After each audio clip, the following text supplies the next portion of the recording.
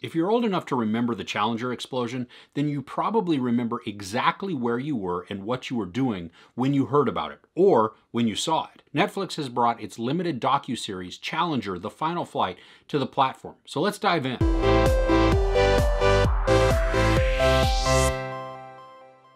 I remember sitting in school in 1986 with all of my classmates. We had a TV at the front of the room, and we were watching the countdown before the Space Shuttle Challenger lifted off, taking the first teacher into space. And then, like the rest of the nation, all of us were slack-jawed, tearing up, couldn't believe what we had just seen, that the space shuttle had exploded on liftoff. This docuseries on Netflix takes a really good look at everything within Challenger, but then also kind of the space program as a whole.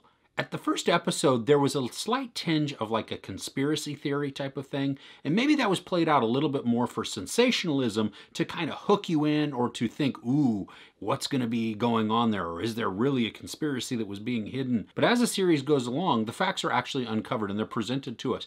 And I wasn't young, but I was a kid when this happened, and so I don't remember all of the details. I mean, I remember that the space shuttle blew up. I remember sitting in class. I remember watching that and just the reaction of my teachers, my parents, adults, friends, anything like that, just a kind of like, ooh. But the detail part of it, of what happened with the investigation or anything that was found, I didn't know anything about that, and I was completely oblivious. So to sit down and to watch this was very informative. I like that the series takes us back to the beginning of the space shuttle program and how they decided to really just get all kinds of different people to open this up to not just the hardcore NASA astronauts that they had originally done, but they were going to say, no, you know what? We want physicists, we want doctors, we want scientists, we want, who do we want? Other engineers. Let's open it up. Let's do kind of an open casting call and just see who comes and applies, and then we'll choose from there and then build our team. As a result of that casting call, I mean, they get a ton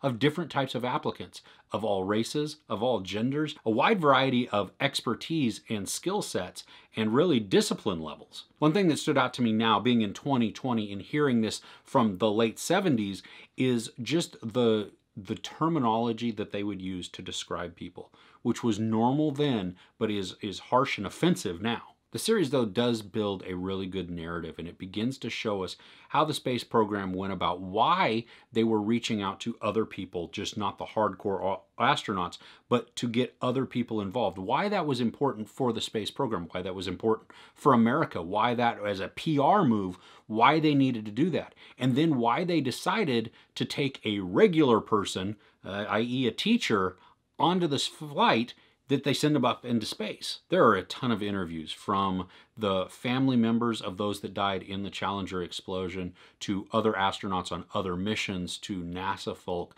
even to the manufacturers who made the other propulsion rocket things that go on the side of the space shuttle where they actually caused the explosion. And obviously we do get some newscasters and even some reporters in there, as well as people who were on the commission after the explosion, who were looking into why it exploded and trying to dive deeper into figuring out exactly what caused it and how to prevent it for future times. So the interviews are really great. I mean, that's what really tells the story. This is produced by J.J. Abrams and his Bad Robot Company, and there aren't any unnecessary or fake lens flares, which is, hey, that's a good thing right there, because that boy likes to put them in. But really, I mean, that's unimportant to this. He's just there to put the money in to tell this story, and the story is great.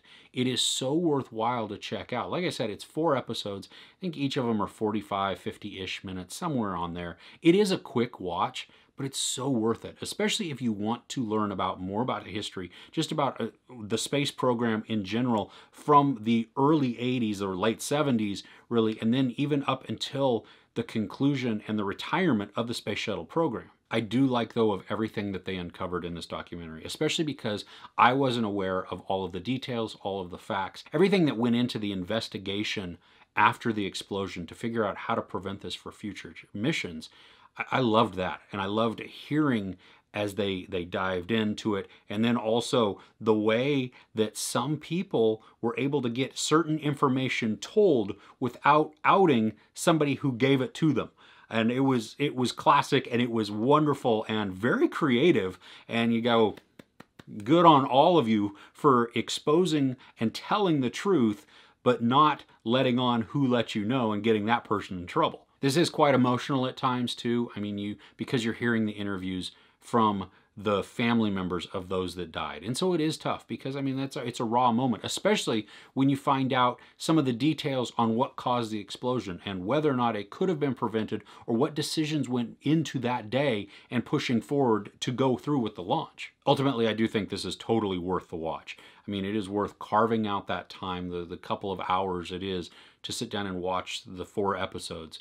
It's very interesting. It's very engaging. The way that they tell the story is entertaining, but not in that crass way. I mean, it is not making light of the situation, but when it's entertaining, it means that I am fully invested in what I'm watching. I'm engaged, and the story is drawing me in. And each of these human stories are really just touching my heart and making me want to watch more and more. There's no sex or nudity. There might be a little profanity and just some violence surrounding the explosion itself, but there's nothing really graphic or gory in that. I highly recommend that you check out Challenger: The Last Flight on Netflix. Do you remember where you were when you heard about the explosion, if you were alive when it went on or you were old enough to even know about it? I'd love to know where you were in the comments below. If you enjoyed this review, please give it a like. Also, don't forget to share and subscribe.